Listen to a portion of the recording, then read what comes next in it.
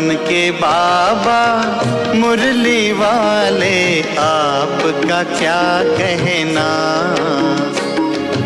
आपका क्या कहना। मधुबन के बाबा मुरली वाले, आपका क्या कहना,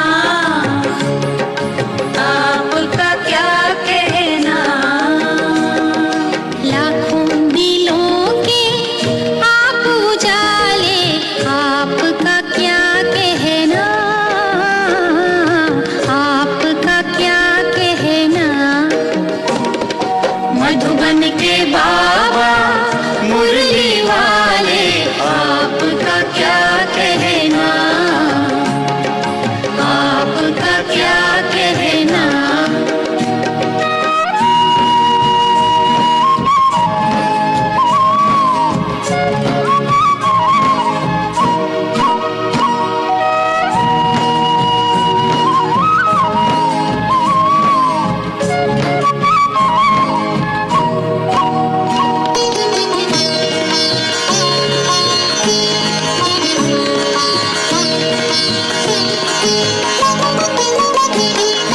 कितनों को आपने राह दिखाई, राह दिखाई हो, राह दिखाई हो। कितनों की आपने बिगड़ी बनाई, बिगड़ी बनाई हो, बिगड़ी बनाई हो। सबसे अनोखे, सबसे अनोखे, सबसे निराले, आपका क्या कहना, आपका क्या कहना। मधुबन के बाबा मुरली वाले, आपका क्या कहना, आपका क्या कहना।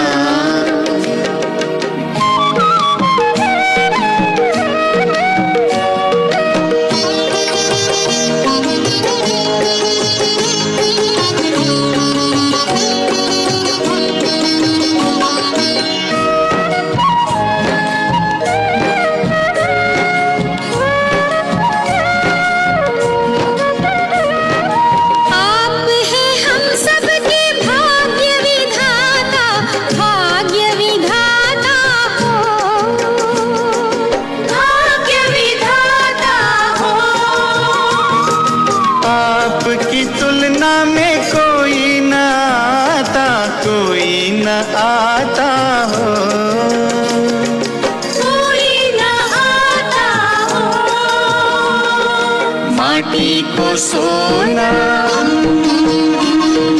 माटी को सोना कर देने वाले, आपका क्या कहना, आपका क्या कहना। मधुबन के बाबा मुरली वाले, आपका क्या कहना, आपका क्या कहना।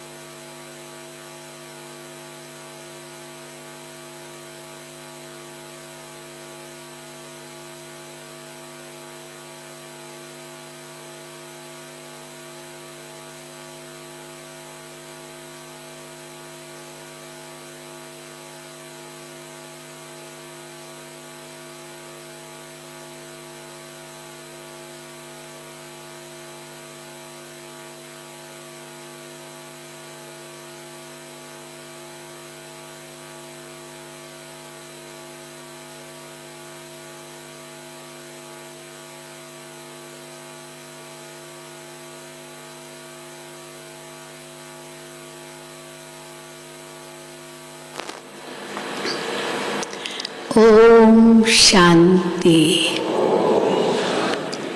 ओम शांति। मधुबन के बाबा मुरली वाले, आपका क्या कहना? आपका क्या कहना? ये किसके लिए कहते हैं? जिसकी बहुत महिमा है, बहुत उसने काम किया है, तो उसकी कितनी महिमा गा के कितनी गाएं, शब्द नहीं, तो शॉर्ट में कह देते हैं आपका क्या कहना। तो बाबा भी हम बच्चों के लिए क्या नहीं करते। तो आज बाबा ने कहा है, मैं आता हूँ तुम बच्चों के लिए स्वर्ग रचने। अब इनसे और बढ़िया काम क्या होगा। तो स्वर्ग रचने के लिए फिर क्या करना होता है? स्वर्ग में क्या क्या होता है? स्वर्ग में आदि सनातन देवी देवता धर्म है। तो बाबा कहते हैं, मैं स्वर्ग रचकर आदि सनातन देवी देवता धर्म भी रचता हूँ, क्योंकि वहाँ कौन रहेंगे? स्वर्ग में देवताएं ही रहेंगे।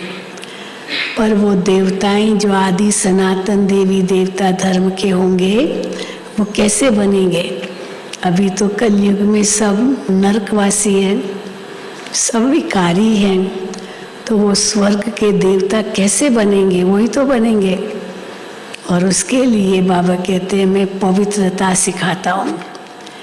तो पवित्रता से ही देवी देवता धर्म की स्थापना होती है, जिससे ही फिर स्वर्ग की रचना होती है। तो आज की सारी मुरली पवित्रता पर है, और भी कई बातें हैं, सुनेंगे बाबा के महावाक्य।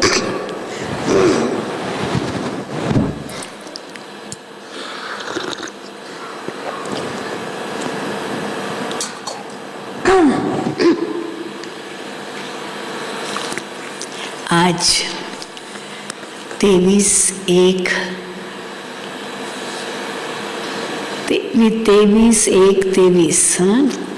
23 तारीख, पहला महीना 2023। मीठे बच्चे, पवित्रता बिना भारत स्वर्ग नहीं बन सकता। तुम्हें श्रीमत है, घर गृहस्थ में रहते पवित्र बनो, दोनों तरफ तोड़ निभाओ। ये बहुत बड़ी श्रीमत है बच्चों को बाबा की, कि तुम्हें घर गृहस्थ में रहते पवित्र बनना है और दोनों तरफ निभाना है।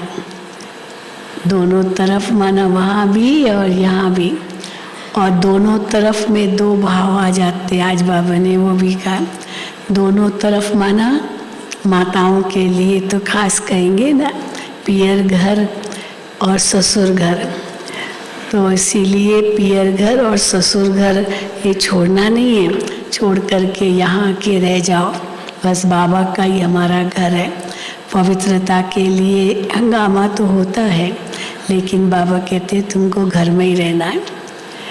तो इसीलिए सामना करो और सबको समझाओ, भगवान स्वर्ग की स्थापना कर रहे हैं और उसके लिए पवित्रता ज़रूरी है, तभी तो हम देवता बनेंगे। तो आज बाबा ने खास इस पर जोर दिया है। प्रश्न है, दूसरे सत्संगों व आश्रमों से यहाँ की कौन सी रस्म बिल्कुल न्यारी है?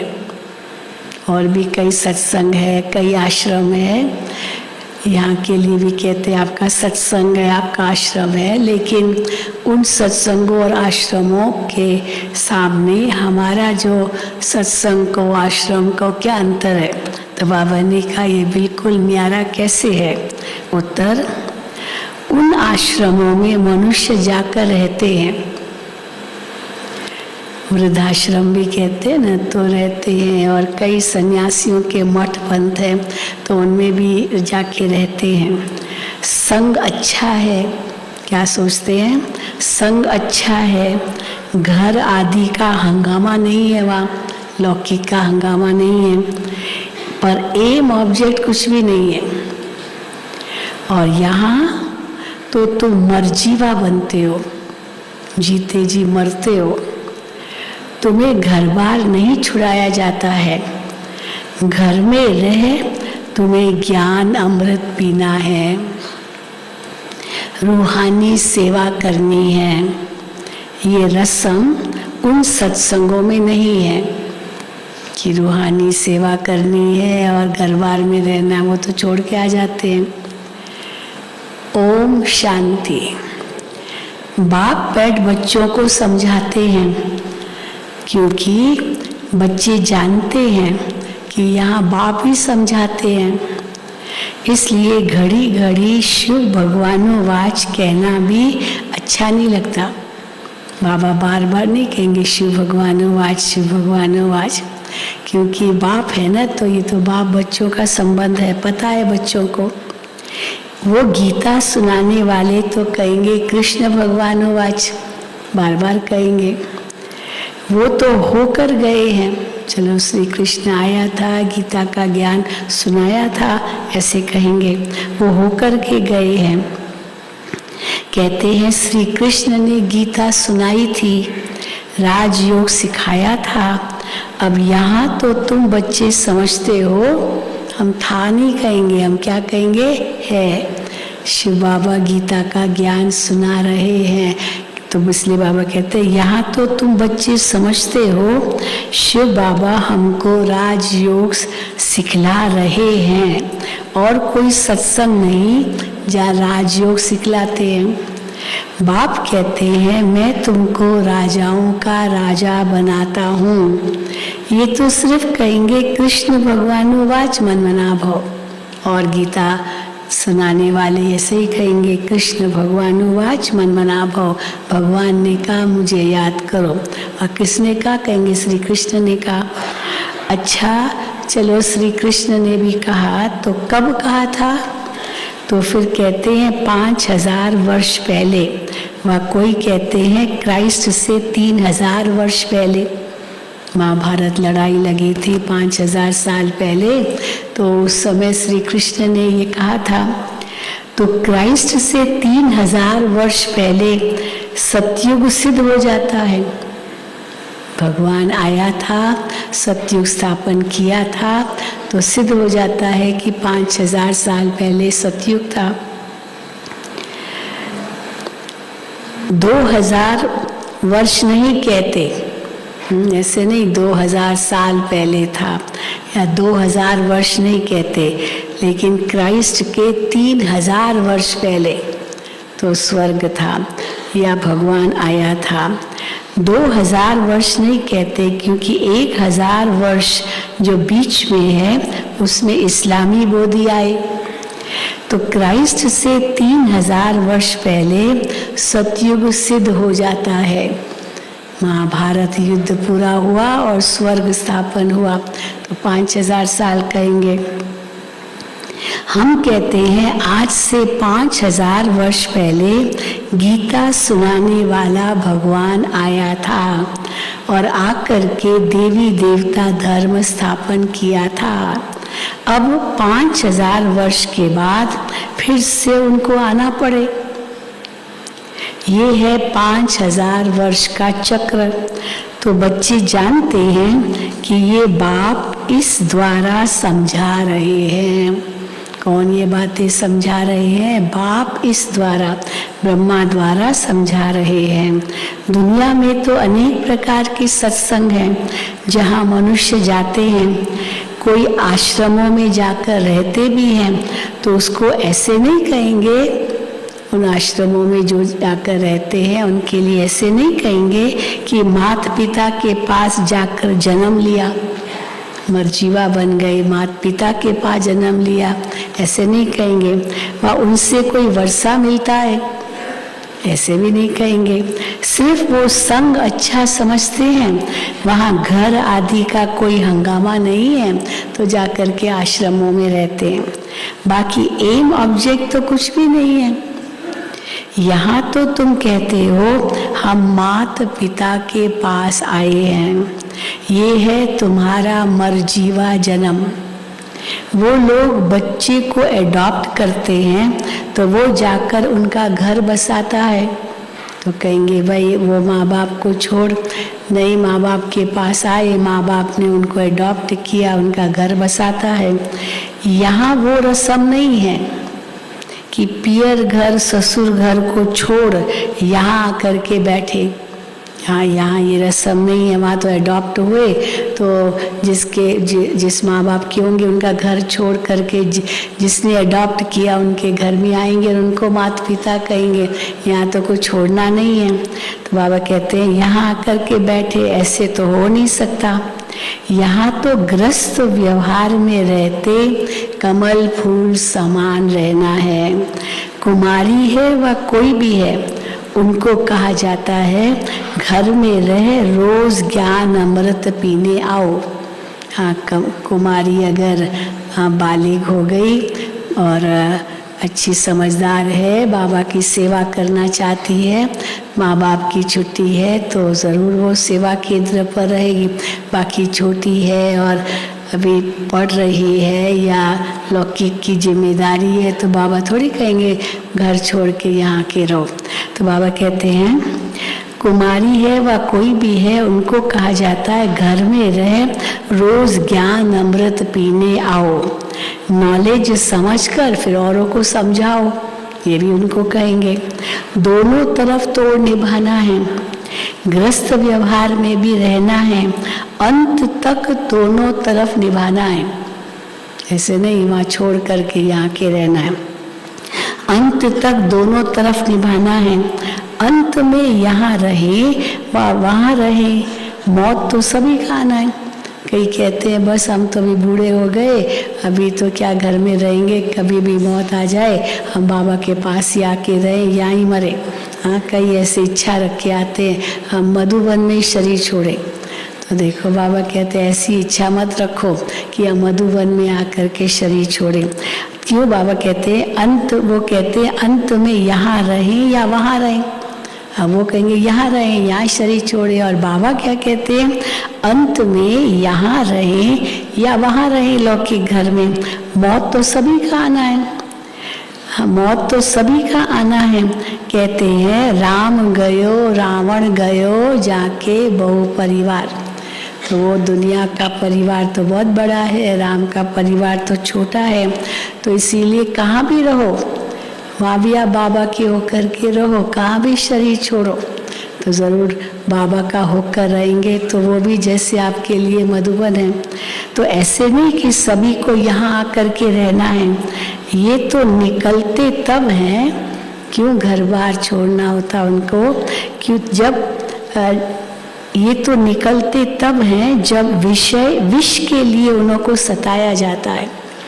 विष पीना है तो यहाँ रहो, नहीं तो चले जाओ, ऐसे भी कई कहते हैं। तो बाबा कहते हैं ये वो तो निकलते तब हैं जब विष के लिए उनको सताया जाता है। कन्याओं को भी रहना घर में है, मित्र संबंधियों की सर्विस करनी है। चैरिटी बिगिंस एट होम बाबा कहते हैं। सोशल वर्कर तो बहुत हैं, गवर्नमेंट इतने सबको अपने पास रख नहीं सकती है। सोशल वर्कर है वो भी तो अपने घरों में ही रहते हैं ना, और समाज की सेवा करते हैं। गवर्नमेंट इतने सबको अपने पास तो रख नहीं सकती, वो अपने गृहस्थ व्यवहार में रहते हैं, फिर कोई न कोई सेवा भी करते हैं। यहाँ तुमको रूहानी सेवा करनी है, गृहस्थ व्यवहार में भी रहना है। हाँ, जब विकार के लिए बहुत तंग करते विकार के लिए, तो यहाँ आकर ईश्वरीय शरण लेते हैं। यहाँ विष के कारण बच्चियाँ मार बहुत खाती है, बहुत मार खाती है बेचारी, और कहाँ भी ये बात नहीं है। और किसी सत्संग में जाते हैं वहाँ कोई को ऐसे मारते नहीं है, वहाँ नहीं जाओ। पर यहाँ आते हैं तो यहाँ के लिए हमारी माताओं को मार पड़ती है। तो बाबा कहते हैं और कहाँ की ये बात नहीं है, ये तो पवित्र रहना पड़ता है। क्यों मार खाती है, विष नहीं देती है तो फिर मार खाती है। तो या तो पवित्र रहना पड़ता है। गवर्नमेंट भी तो पवित्रता चाहती है, जैसे गवर्नमेंट पवित्रता चाहती है, इनडायरेक्टली तो चाहती है ना, बच्चे नहीं हो, बच्चे पैदा नहीं करो, हाँ अभी बर्थ कंट्रोल करो, ये करो, फिर वो कृत्रिम तरीके बतलाती है। लेकिन पवित्र रहो तो वो सब ज़रूरत ही नहीं है और तरीकों की। तो बाबा कहते हैं गवर्नमेंट भी पवित्रता चाहती है, परंतु ग्रस्त व्यवहार में रहते पवित्र बनाने की ताकत किसमें है? छोड़ाओ और पवित्र रहो ये बड़ी बात नहीं है, पर घर गृहस्थ में रहकर पवित्र बनाने की ताकत ये किसमें है? किसमें है? हाँ, स्वयं केवल भगवान में है और किसी में नहीं है ये ताकत, क्योंकि ईश्वर में रहती है। हाँ, यही ताकत भगवान में है। समय ऐसा है कि गवर्नमेंट भी चाहती है कि बच्चे जास्ती पैदा न हो, क्योंकि गरीबी बहुत है, तो चाहते हैं भारत में पवित्रता हो, बच्चे कम हो। तो बाप कहते हैं बच्चे पवित्र बनो तो पवित्र दुनिया के मालिक बनेंगे। ये बात उन्हों की बुद्धि में नहीं है। चलो वो पवित्र रहते भी हैं मान लो, परंतु हम पवित्र दुनिया में के मालिक बनेंगे, पवित्र बनेंगे, तो बाबा कहते हैं ये बुद्धि भी नहीं है उनके। भारत पवित्र था, अभी अपवित्र है। सभी आत्माएं खुद भी चाहती है कि पवित्र बने। पवित्रता अच्छी तो लगती होगी ना सब आत्माओं को, तो सभी आत्माएं खुद भी चाहती है कि पवित्र बने। यहाँ दुख बहुत है। तुम बच्चे जानते हो कि पवित्रता बिगर भारत स्वर्ग हो नहीं सकता। अगर भारत को स्वर्ग बनाना है तो पवित्रता जरूरी है, तो स्वर्ग हो नहीं सकता पवित्रता बिगर भारत। नरक में ही दुख है। अब नरक तो और कोई चीज नहीं है, नरक कोई और कोई चीज नहीं है, क्योंकि जब नरक शब्द कहते हैं ना तो लोगों के मन में पता नहीं क्या क्या बातें आती है, नरक कैसा होगा। क्योंकि गरुड़ पुराण में तो क्या क्या बातें लिखी है कि नरक में जाकर के सजाएं भोगते हैं। तो नरक कोई ऐसा नहीं है जहाँ उस प्रकार से बाबा कहते हैं जैसे गरुड़ पुराण में दिखाते हैं विषय वैतरणी नदी है जिसमें मनुष्य गोते खाते रहते हैं, ये गरुड़ पुराण में दिखाते हैं। तो बाबा कहते हैं ऐसे तो कोई नदी है नहीं जहाँ सजाएं खाते हैं। नदी में तो लोग खास नहाने जाते हैं, तो सजाएं खाने की तो बात ही नहीं है। राजाएं सजाएं तो गर्भ जेल में मिलती है, कोई नदी में नहीं सजाएं मिलती है। विषय वैतरणी नदी में तो गर्भ जेल में सजाएं मिलती है। सतयुग में तो गर्भ जेल होता नहीं जहाँ सजाएं मिले, गर्भ महल होता है। इस समय सारी दुनिया क्या है? जीती जागती नरक है। सारी दुनिया जीती जागती नरक है। विषय वैतरणी नदी में सब गोते खाते रहते हैं। जहाँ मनुष्य दुखी रोगी है, एक दो को दुख देते रहते हैं, स्वर्ग में ये कुछ होता नहीं।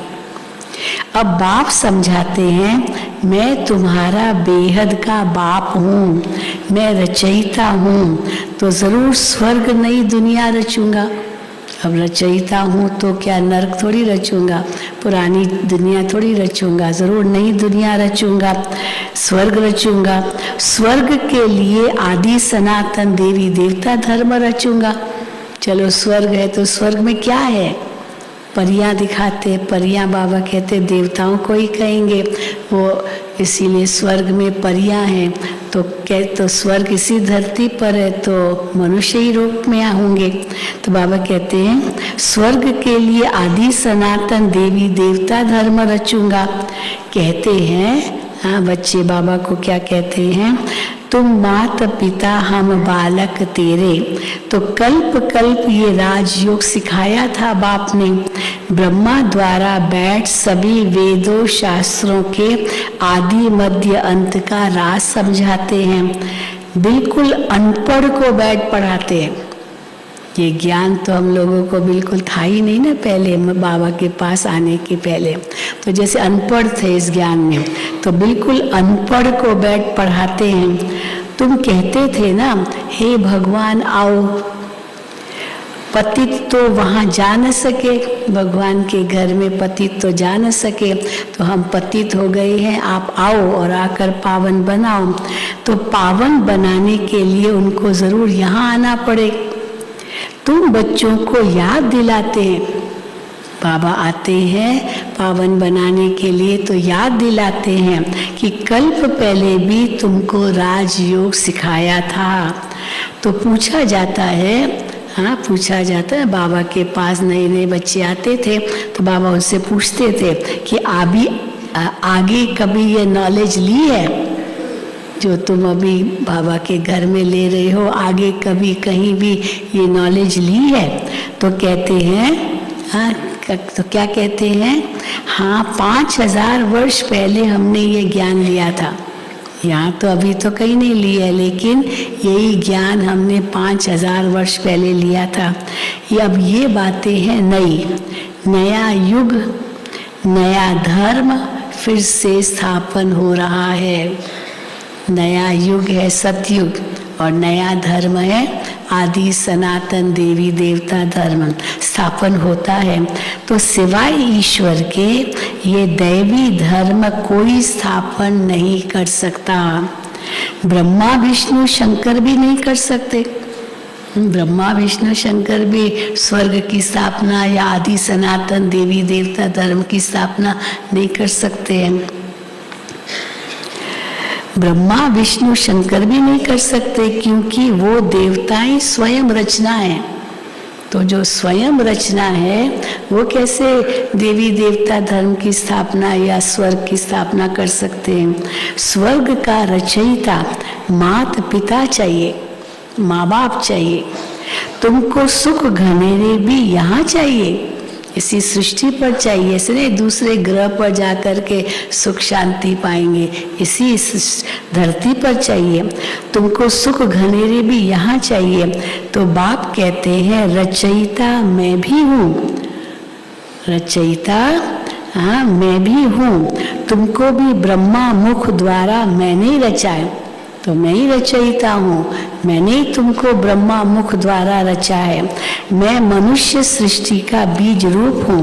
भले कोई कितना भी बड़ा साधु संत आदि हो, परंतु किसके भी मुख से ऐसे नहीं निकलेगा।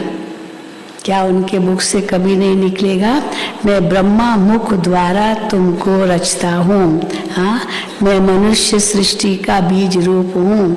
ये कोई भी साधु सन्यासी ऐसे कह नहीं सकता। अब ये है गीता के अक्षर, गीता में है मैं मनुष्य सृष्टि का बीज रूप हूँ। तो बाबा कहते हैं ये गीता के अक्षर हैं, परंतु जिसने कहा वही कह सकता है, और तो कोई ये शब्द बोल ही नहीं सकता है। तो जिसने कल्प पहले कहा था वही अभी अगर आए तो वही कहे, दूसरा कोई कह न सके।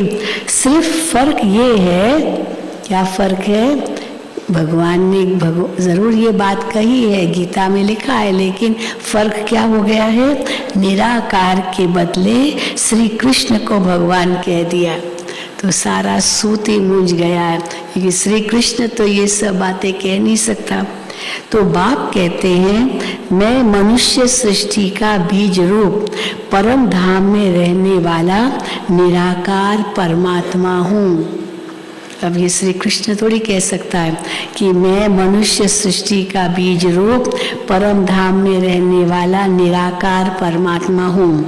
तुम भी समझ सकते हो, साकार मनुष्य तो अपने को बीज रूप कह न सके, ब्रह्मा विष्णु शंकर भी नहीं कह सकते कि मैं बीज रूप हूँ। ये तो जानते हैं कि सबको रचने वाला शिव बाबा है। मैं दैवी धर्म की स्थापना कर रहा हूँ, ऐसे कहने की भी कोई को ताकत नहीं। मैं दैवी धर्म की स्थापना कर रहा हूँ और तो कोई कह न सके, ये भगवान ही कह सकता है, और कोई को ताकत नहीं ये कहने की। हाँ ये भी एक लिस्ट बन सकती है, ऐसे कौन से शब्द हैं जो भगवान ही कह सकते हैं और कोई नहीं कह सकता, श्री कृष्ण भी नहीं कह सकता है। तो इसीलिए अपने आप गीता का भगवान शिव है, श्री कृष्ण नहीं, ये सिद्ध हो जाएगा। तो बाबा कहते हैं ऐसे कोई को भी कहने की ताकत नहीं है, भले अपने को श्री कृष्ण कहलाए। दुनिया में कई कहलाते, श्री कृष्ण कहलाए, ब्रह्मा भी कहलाए, शंकर भी कहलाए, हाँ, बहुत अपने को अवतार भी कहलाते हैं। मैं भगवान का अवतार हूँ तो बहुत कहलाते हैं। भल अपने को श्री कृष्ण कहलाए, ब्रह्मा कहलाए, शंकर कहलाए, बहुत अपने को अवतार कहलाते हैं, परंतु है सब झूठ, सब झूठ। यहाँ आकर जब सुनेंगे तो समझेंगे बरोबर बाप तो एक है, अवतार भी एक है। वो कहते हैं मैं तुमको साथ ले जाऊंगा। अवतार शिव बाबा जब आते हैं तो क्या कहते हैं, मैं तुमको साथ ले जाऊंगा। ऐसे कहने की भी कोई में ताकत नहीं है। श्री कृष्ण भी नहीं कह सकता है मैं तुमको वापस ले जाऊंगा, गीता में आता है, तो ये श्री कृष्ण थोड़ी कह सकता है। तो ऐसे कह भी नहीं सकते कि मैं तुमको साथ में ले जाऊंगा, ऐसे कहने की भी कोई में ताकत नहीं। 5000 वर्ष पहले भी गीता के भगवान शिव बाबा ने कहा था,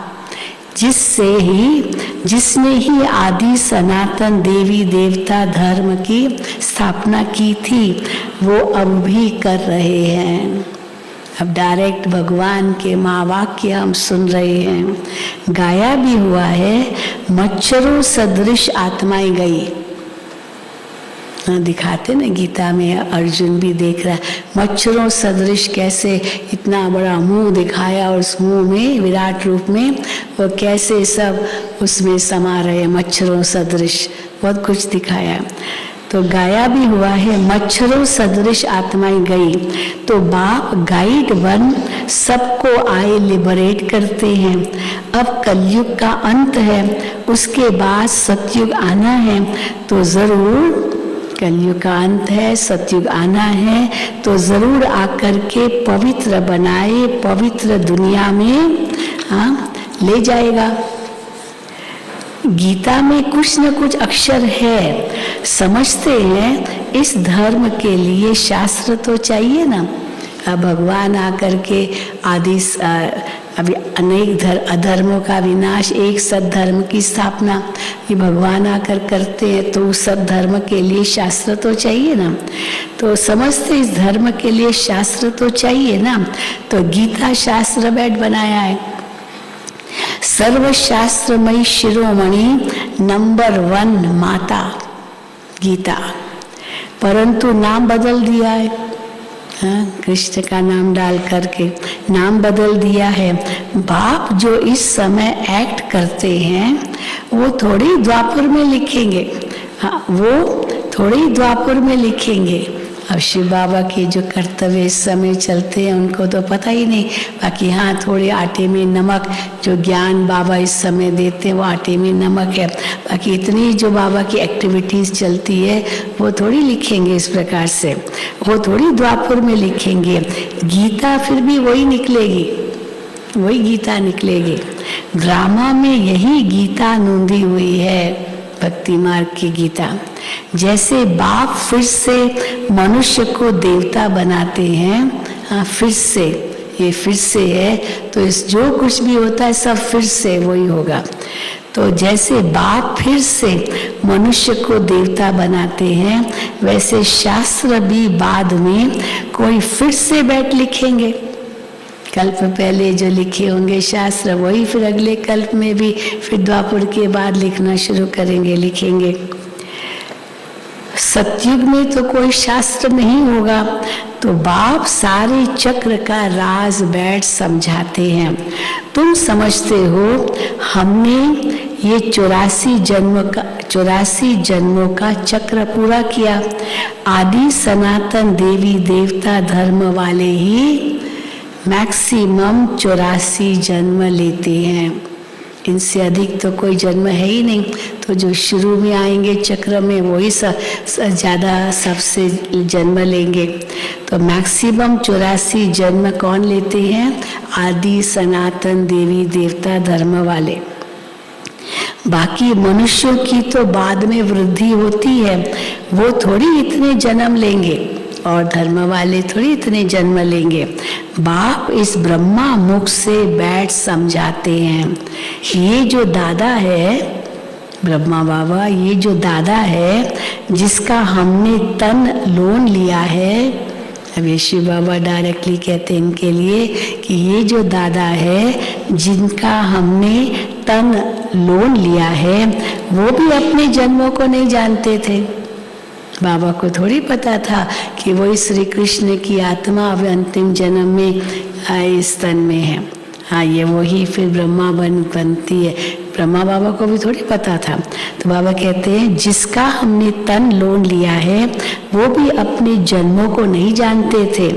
ये है व्यक्त प्रजापिता ब्रह्मा, ये है व्यक्त प्रजापिता ब्रह्मा, और वो है अव्यक्त ब्रह्मा। हाँ, अव्यक्त ब्रह्मा। और अव्यक्त ब्रह्मा को क्या कहेंगे? ब्रह्मा देवता नहीं है। ब्रह्मा क्या है? फरिश्ता है। न मनुष्य है न देवता है, फरिश्ता है। तो वो है अव्यक्त। है तो दोनों एक ही, यही व्यक्त ब्रह्मा वो फरिश्ता ब्रह्मा बनता है, तो दोनों एक ही। तुम भी इस ज्ञान से सूक्ष्म वतनवासी फरिश्ता बन रहे हो। हाँ, हम सब जो भी यहाँ बैठे हैं सब सूक्ष्म वतनवासी फरिश्ता बन रहे हैं। नशा चढ़ता है, अनुभव होता है कि हम सूक्ष्म वतनवासी फरिश्ता बन रहे हैं। हम ही थे, हम ही फिर बन रहे हैं। हमारा ही यादगार है। पश्चिमी दुनिया में आप जाएंगे, लंदन, अमेरिका, यूरोप, यहाँ भी जहाँ जाएंगे फरिश्ते ही फरिश्ते देखेंगे। हर मकान के ऊपर फरिश्तों के मूर्तियाँ हैं। फरिश्ते मकान के ऊपर, फरिश्ते उड़ते हुए, फरिश्तों के फोटोज़ हैं, पोस्टर्स हैं फरिश्तों के। एक गार्डियन एंजल को बहुत मानते हैं क्रिश्चियनिटी में, और वो गार्डियन एंजल के बड़े बड़े पोस्टर्स दिखाते हैं रास्तों पर, और उनके साथ छोटे छोटे बच्चे। तो गार्डियन एंजल किसको कहते हैं? जिसने बच्चों की रक्षा की। तो हर एक के लिए रक्षक बन कर के वो आते हैं, ऐसे दिखाते हैं। तो बाबा कहते हैं तो वो फरिश्ते कौन होंगे? सूक्ष्म वतनवासी, और हम ही बन रहे हैं वो।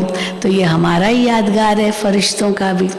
तो बाबा कहते हैं है तो दोनों एक, अव्यक्त ब्रह्मा और ये साकार ब्रह्मा आत्मा वही है।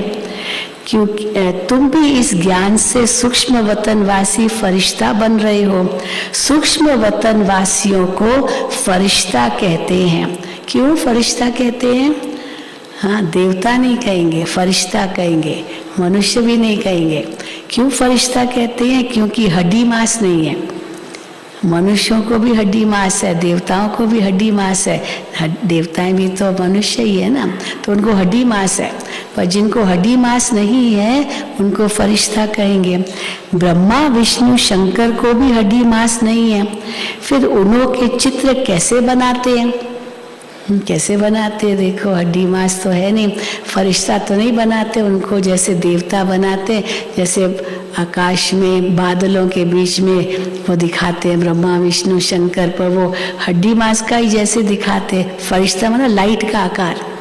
जैसे गुलजार दादी ने सबसे पहले अव्यक्त ब्रह्मा का साक्षात्कार किया, तो वतन में जैसे सूक्ष्म वतन बाबा ने दिखाया उनको, और उसमें अव्यक्त ब्रह्मा दिखाया लाइट के आकार में।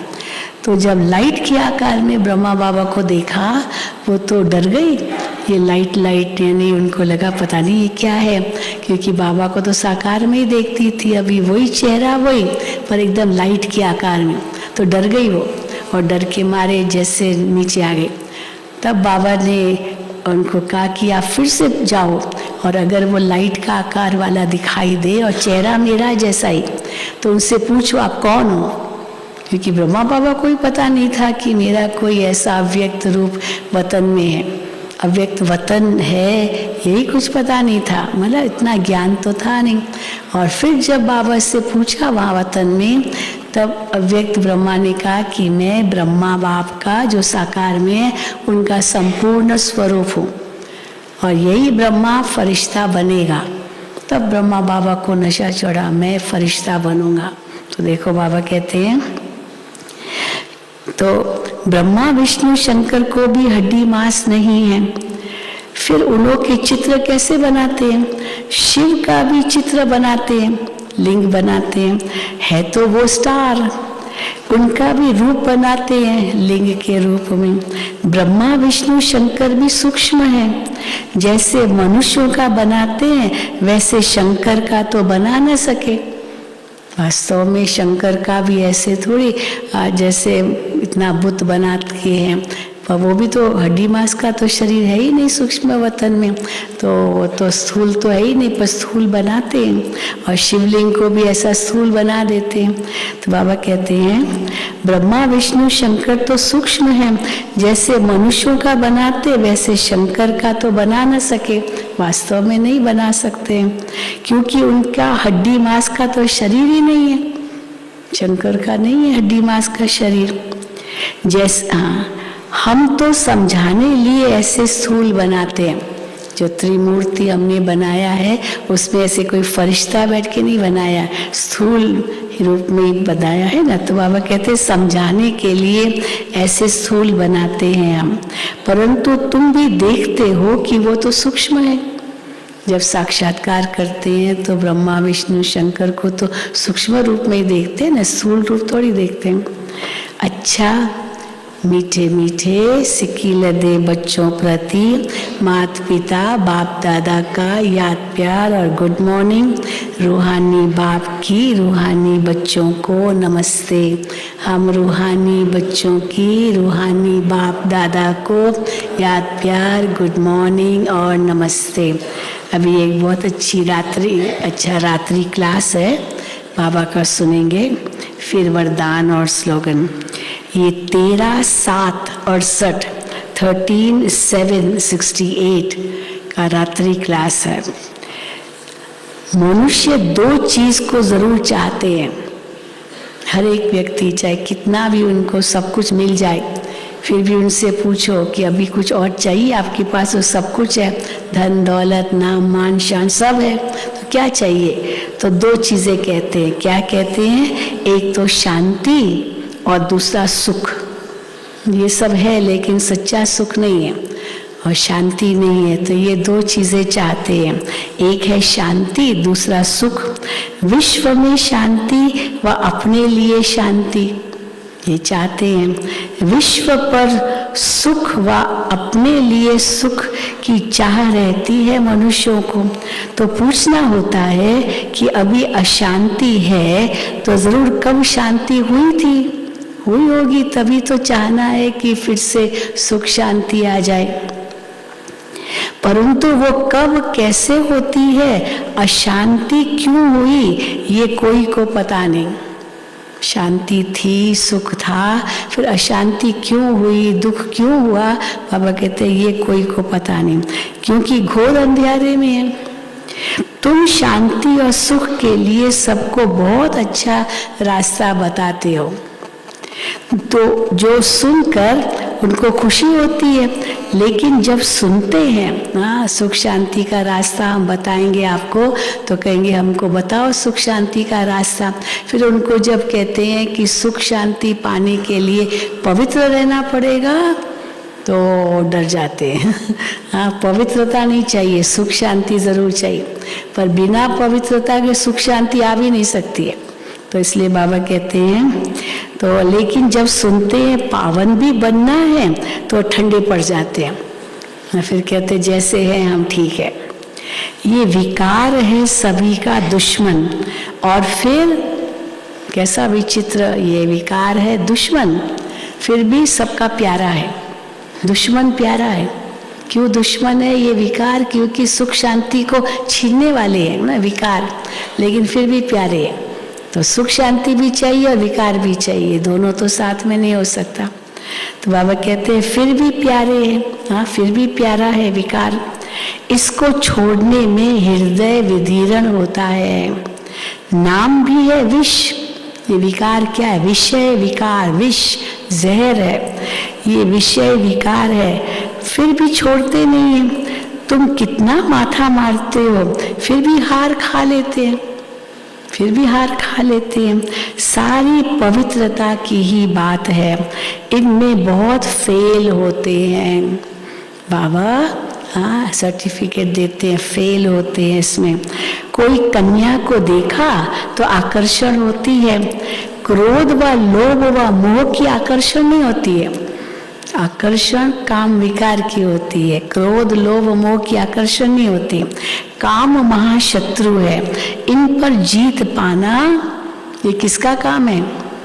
इन पर जीत पाना ये महावीर का काम है। तो यहाँ सब महावीर बैठे हैं ना, जिन्होंने जीत पाई हुई है। तो इन पर जीत पाना महावीर का काम है। देह अभिमान के बाद पहले काम ही आता है। हाँ काम विकारी आता है, इन पर जीत पानी है। जो पवित्र है उनके आगे अपवित्र कामी मनुष्य नमन करते हैं, कहते हैं हम विकारी हैं आप निर्विकारी हो। ऐसे नहीं कहते हैं हम क्रोधी लोभी हैं, हम विकारी है आप निर्विकारी हो, ये काम विकार के लिए कहते हैं। तो ऐसे नहीं कहते हम क्रोधी लोभी हैं, सारी बात विकार की ही है, काम विकार की। शादी करते ही है विकार के लिए, सोचो शादी करते ही है विकार के लिए। ये फुरना रहता है माँ बाप को कि बच्चे जल्दी शादी कर ले और हाँ अपनी वो आए बहू और वो फर्ज अध्याय निभाए। तो ऐसे नहीं कहते, हाँ ये फुरना रहता है माँ बाप को, बच्चे को जल्दी जल्दी शादी करानी है। बड़े हो तो पैसा भी देंगे, विकार में भी जाएंगे। हाँ बच्चे बड़े हो गए हैं तो माँ बाप दहेज भी देंगे और फिर कहेंगे भी यहाँ विकार में भी जाओ। विकार में न जाए तो झगड़ा मच जाए। तो तुम बच्चों को समझाना होता है ये देवताएं संपूर्ण निर्विकारी थे। तुम्हारे पास एम ऑब्जेक्ट सामने है, नर से नारायण राजाओं का भी राजा बनना है। चित्र सामने है, इसको सत्संग नहीं कहा जाता है। अब ये बातें कोई सत्संग की बात नहीं है, ये तो बाबा कहते हैं पाठशाला है। सच्चा सत्संग सच्चे बाप के साथ तब हो जब सम्मुख राजयोग सिखाए। सच्चा सत्संग तब हो, सत्य के साथ संग हो तब जब राजयोग भगवान आके सिखाए। सत्य का संग चाहिए, वही गीता का ज्ञान देते हैं। हाँ गीता का ज्ञान देते हैं अर्थात राजयोग सिखलाते हैं। बाप कोई गीता सुनाते नहीं है तो क्या करते? बाप कोई गीता सुनाते नहीं है। गीता सुनाना माना पुस्तक लेकर के सुनाना।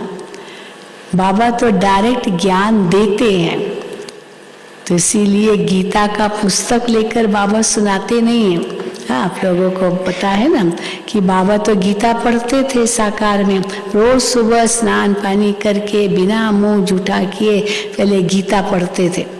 और जब शिव बाबा की प्रवेशता हुई तो शिव बाबा ने बोलना शुरू किया और बाबा के हाथ में तो गीता थी, क्योंकि रोज सत्संग बाबा करते थे, घर में परिवार वाले सब बैठते थे और बाबा गीता सुनाते थे पढ़ करके। तो शिव बाबा की प्रवेशता हुई और बोलना शुरू किया तो ब्रह्मा बाबा को लगता था ये कौन बोल रहा है मेरे मुख से, मैं तो नहीं बोल रहा हूँ, क्योंकि मैं बोलूँ तो अपनी बुद्धि चलाऊँ ना, मैं तो नहीं बोल रहा हूँ, ये कौन बोल रहा है। तो फिर कैसे और संदेश पुत्रियां वतन में अनुभव करती थी कि शिव बाबा कैसे इनके तन में आते हैं और इनके मुख द्वारा बोलते हैं। तब ब्रह्मा बाबा को पता चला। तो देखो बाबा कहते हैं कि बाप कोई गीता सुनाते नहीं है, मनुष्य समझते हैं ये नाम है गीता पाठशाला, तो जाकर के गीता सुने। वहाँ गीता पाठशाला में ये लोग गीता किताब पढ़ते होंगे और ये सुनाते होंगे, तो हम जाकर के वो सुने। इतनी कशिश होती है गीता की, पर ये तो सच्ची गीता पाठशाला है जहाँ 1 सेकंड में सद्गति, हेल्थ, वेल्थ और हैप्पीनेस मिलती है 1 सेकंड में। तो पूछे सच्ची गीता पाठशाला क्यों लिखते हो?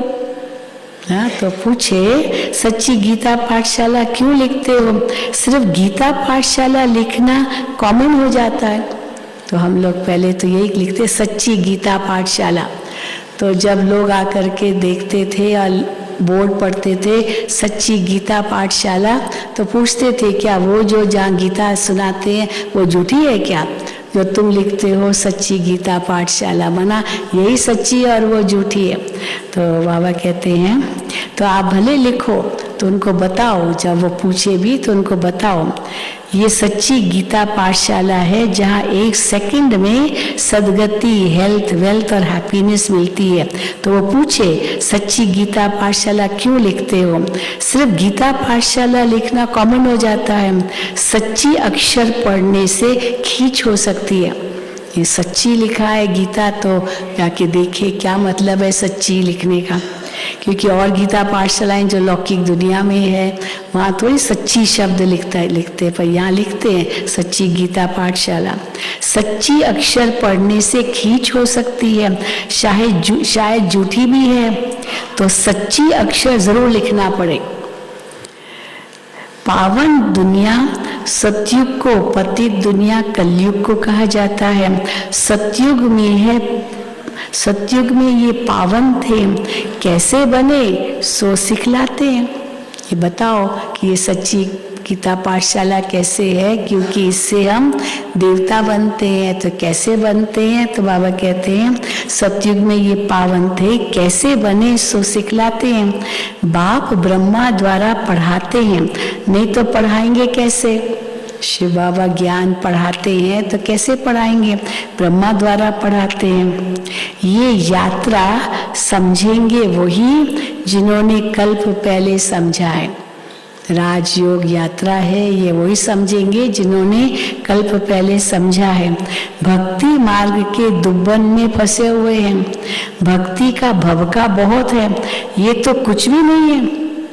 हाँ, ये तो कुछ भी नहीं है।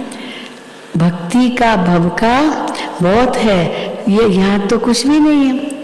हाँ, बाबा के पास तो वो जो भक्ति का भवका है वो तो कुछ भी नहीं है। वहाँ तो कितना भवका है भक्ति में, यहाँ तो वो कुछ भी नहीं है। सिर्फ स्मृति में रखो, यहाँ हमको क्या करना है? वो भवका नहीं करना है भक्ति का, यहाँ सिर्फ स्मृति में रखो। अभी वापस जाना है, बस ये बुद्धि में रखो। पवित्र बनकर जाना है, इसके लिए याद में रहना है। बाप जो स्वर्ग का मालिक बनाते हैं उनको याद नहीं कर सकते। अरे बाप जो स्वर्ग का मालिक बनाते हैं उनको याद नहीं कर सकते। मुख्य बात ही ये है, सभी कहते हैं इसमें मेहनत है, बाबा को याद करने में मेहनत है। बच्चे भाषण तो अच्छा करते हैं, परंतु योग में रहकर समझाए तो असर भी अच्छा होगा। याद में तुमको ताकत मिलती है। सतो प्रधान बनने से सतो प्रधान विश्व का मालिक बनेंगे। याद को निष्ठा कहेंगे क्या? अब ये निष्ठा शब्द शुरू में बहुत कहते थे हाँ हमको फलाना निष्ठा करावे।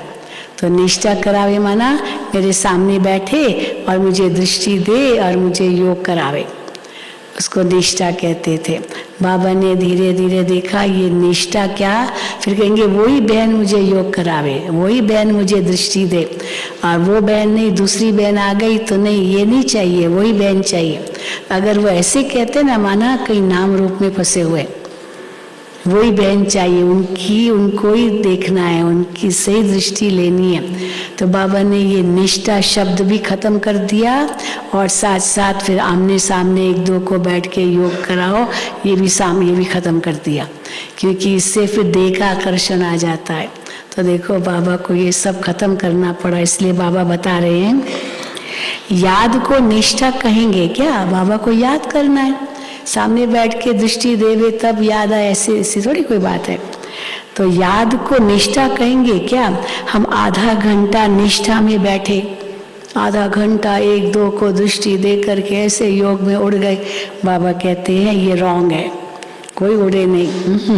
हाँ? ये रॉन्ग है। बाप सिर्फ कहते हैं याद में रहो, सामने बैठ सिखलाने की भी दरकार नहीं है।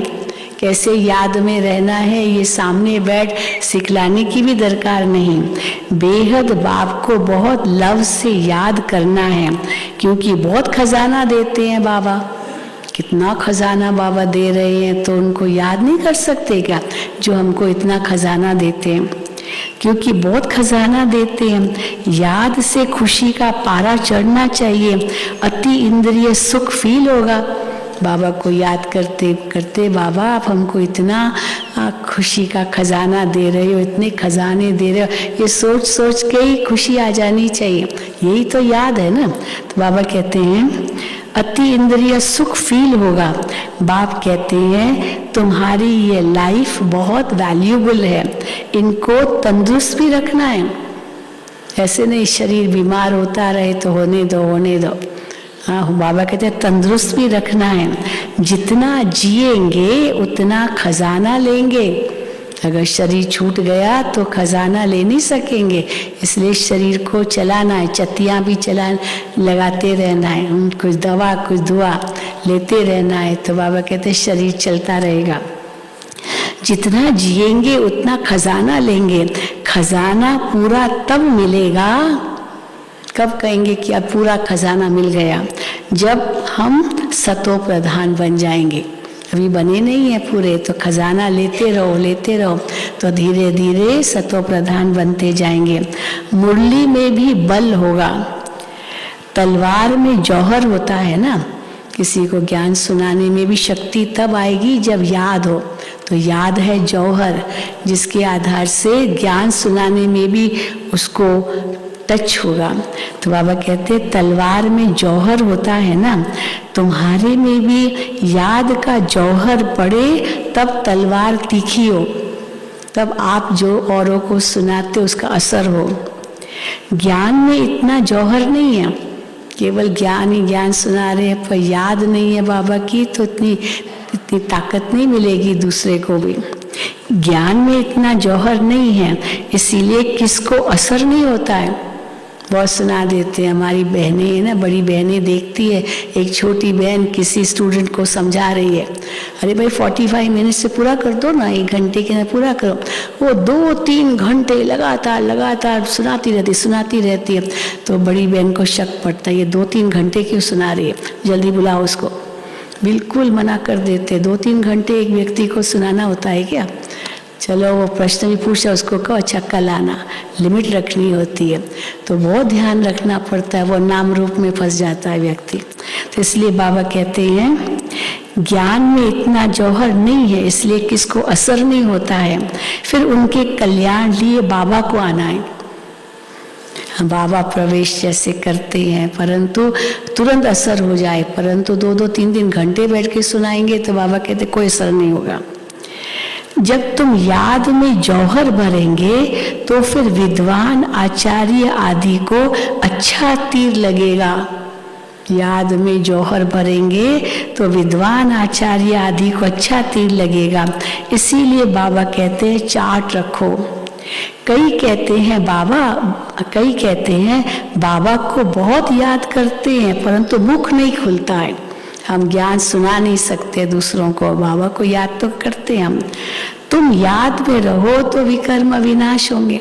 अच्छा चलो नहीं सुना पा रहे हो, कम से कम याद में तो रहो, तो विकर्म विनाश होंगे। अच्छा बच्चों को गुड नाइट। देखो रात्रि क्लास में भी बाबा ने कितनी बातें कह दी। धारणा के लिए मुख्य सार, पहला घर में रहते भी रूहानी सेवा करनी है, पवित्र बनना और बनाना है। दूसरा, इस जीते जागते नरक में रहते हुए, जीता जागता नरक है ये, इस जीते जागते नरक में रहते हुए भी बेहद के बाप से स्वर्ग का वर्षा लेना है, किसी को भी दुख नहीं देना है। वरदान, अपनी सर्व विशेषताओं को कार्य में लगाकर उनका विस्तार करने वाले सिद्धि स्वरूप भव। अपनी सर्व विशेषताओं को कार्य में लगाकर उनका विस्तार करने वाले सिद्धि स्वरूप भव। जितना जितना अपनी विशेषताओं को मनसा सेवा व वाणी और कर्म की सेवा में लगाएंगे तो वही विशेषता विस्तार को पाती जाएगी। सेवा में लगाना अर्थात एक बीज से अनेक फल प्रकट करना। इस श्रेष्ठ जीवन में जो जन्म से अधिकार के रूप में विशेषताएं मिली है, बाबा से ही मिली है ये विशेषताएं, उनको सिर्फ बीज रूप में नहीं रखो, सेवा की धरनी में डालो तो फल स्वरूप अर्थात सिद्धि स्वरूप का अनुभव करेंगे। स्लोगन, विस्तार को न देख सार को देखो और स्वयं में समा लो, यही तीव्र पुरुषार्थ है। तीव्र पुरुषार्थ यानी विस्तार को न देख सार को देखो और स्वयं में समा लो, यही तीव्र पुरुषार्थ है। अच्छा, ओम शांति, ओम शांति। हमारी शिविका बहन आई है, कुछ सूचना देना चाहती है, जल्दी बोलो, या तो मैं पहले सुनाऊं? अच्छा, माइक दो जल्दी।